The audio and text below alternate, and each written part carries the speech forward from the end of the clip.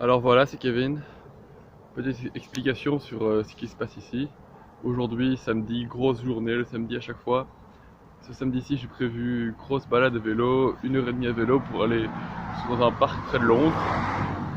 Parc de Londres où je pouvais avoir une très belle vue sur Londres et un peu plus loin, un petit parc de street workout, faire quelques tractions posées. Du coup, je prends mon vélo. Ce matin, mon sac est prêt, je suis parti. Là, ça fait, je suis plus ou moins à la moitié du trajet, ça fait 45 minutes que je roule.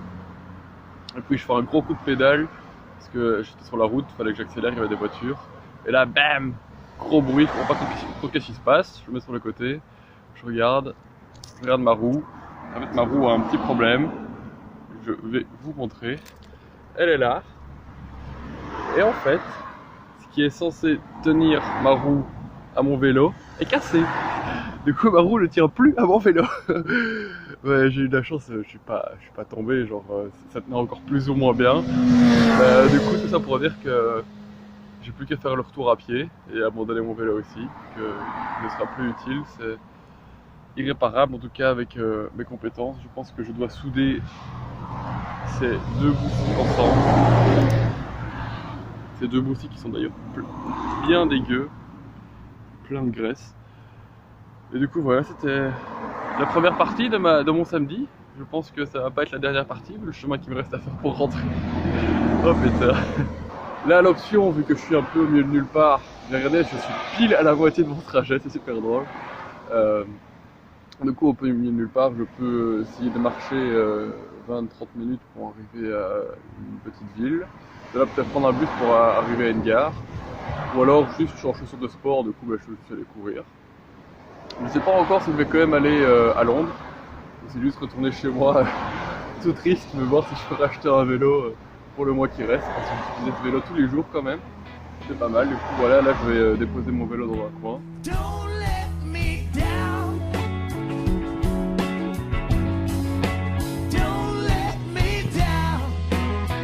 Du coup, on se retrouve maintenant presque 2 heures plus tard, après mon crevage de pneus. Ouais, je suis avec pas mal de gens cette fois-ci. Vous pouvez voir ici, je suis à Piccadilly Circus. Ouais, Piccadilly Circus, je suis donc à Londres. Ouais, mes plans ont changé. J'ai remarqué que c'est la Gay Pride en fait, c'est la Gay Pride à Londres. Et comme vous pouvez le voir autour de moi, il y a pas mal de gens en couleurs. Même Piccadilly Circus a été illuminé par les couleurs de l'arc-en-ciel. Du coup, juste là devant moi, je vais vous montrer, c'est la Gay Pride. Ça fait 1 heure qu'elle a commencé. Du coup, là, je suis un peu en retard, il est 13 h. Mais je pense que le plan maintenant, ça va juste être prendre une bière, alors embrasser quelques mecs et voir s'il n'y a pas d'endroit où on peut faire une distraction, comme ça. Du coup, je vais vous montrer ça.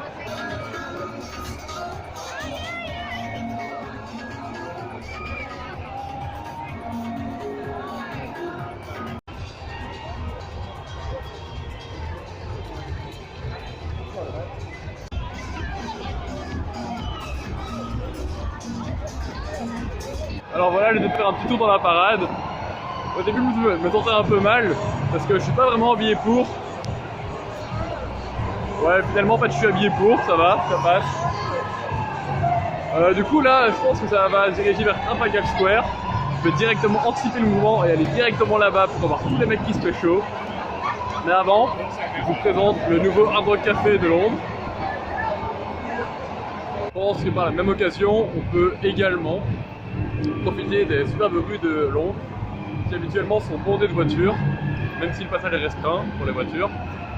Super beau, regardez un beau théâtre derrière moi. Bon là, droit devant, la parade continue.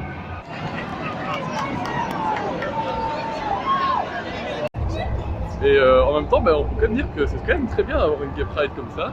Quand on voit qu'encore dans certains pays du monde, avouer qu'on est homosexuel c'est interdit, sinon on se fait lapider. Même on cherche les homosexuels. On peut dire que on est quand même bien en Occident. Hein. On est quand même bien. J'ai envie de vous dire que peut-être que ça peut paraître déroutant de parler comme ça à une caméra tout seul quand on est dans Londres. Mais voilà, je pense que se mettre dans des conditions inconfortables, ça augmente notre zone de confort. Et du coup, parfois, paraître stupide, ça peut au final paraître moins stupide par la suite. Et du coup, là, je suis sur le Golden Jubilee Bridge. C'est l'occasion de vous montrer une belle vue. Du coup, je suis au-dessus de la Tamise, là avec London Eyes. et Big Ben qui est derrière moi, qui est en travaux, du coup qui est bien dégueu, mais qui est un peu trop lent comme vous voyez. Vous regardez cette vue-ci. Voilà, ben, je vais venir ici, traverser pour aller près de London Ice. Comme ça vous voyez un peu mon trajet.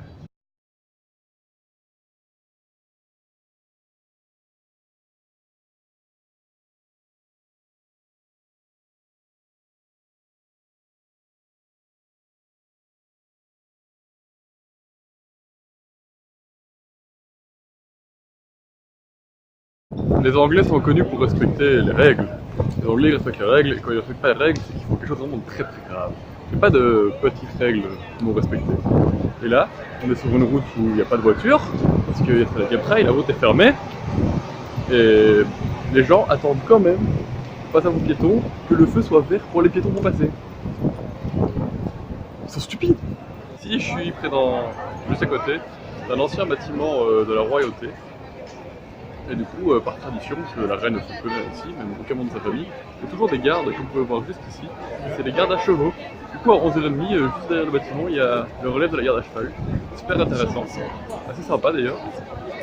Il faut savoir que ces gardes ne servent plus à rien. Ils sont tous là pour servir la règle de manière touristique. Et on peut voir qu'il y a des vrais gardes qui sont ici, juste là, avec des vrais fusils. Et eux, ils me font un peu plus peur que les gentils jeunes monsieur gardes avec leurs sabres. Derrière moi, de nouveau la parade. Des gens qui font du Sunitsu. Gros big up à mon mouli.